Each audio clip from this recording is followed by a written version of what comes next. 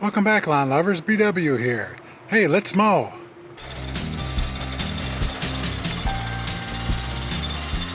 Hey, it's May 19th today, and it's time to give last fall's renovation a springtime mowing. I've been mowing it to 1 1/4 inches all spring, just like I do the front lawn. It'll be fun for me to see how the new Blue Bank Kentucky Bluegrass looks and responds to being mowed so low. Mowing new grass short helps to make the grass thicken up by encouraging it to grow new blades of grass, as well as promoting the growth of rhizomes that spread the plant horizontally. If you're using a rotary mower, set it to cut at a height of 2 inches. Here's a Kentucky bluegrass plant that I pulled out of a crack in my driveway last year. Notice the 3 white rhizomes that grow out horizontally from the grass plant. 2 of them already have green leaves on them.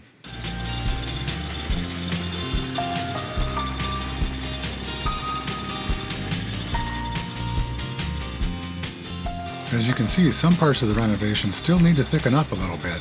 That's just fine. I expected this to be the case. That's just the way Kentucky bluegrass grows. It's slow to establish, but spreads and thickens up all on its own. By the end of summer, this will be just as thick as any other part of my lawn.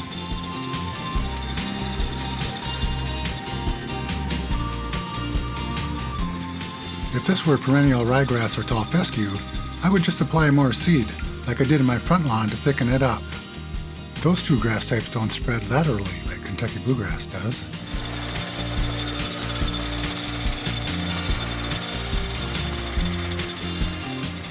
This part of the renovation is heavily shaded, and it didn't fill in nearly as well as the sunny part of the renovation.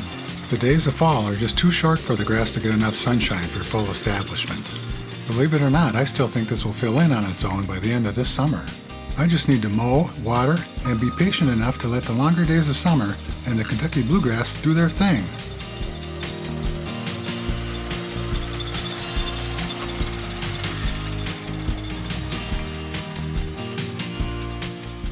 I've been mowing this area short with the reel mower to encourage it to fill in, but once it grows in, I'll begin raising the height of cut to 3 inches, like I mow the rest of the back lawn.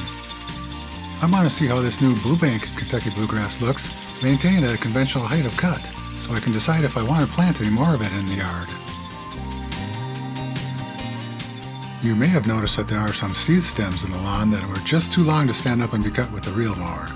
A conventional rotary mower could be used to lift and cut those, but I think I'll break out the old school clippers and give them a few clips myself.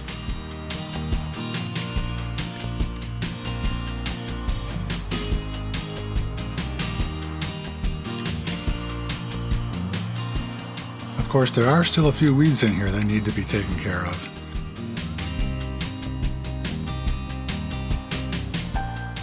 Here's a spot where I might have used a little too much weed killer.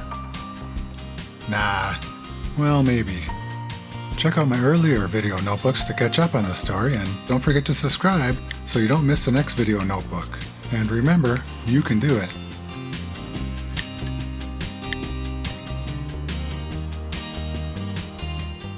That was the right amount of weed killer.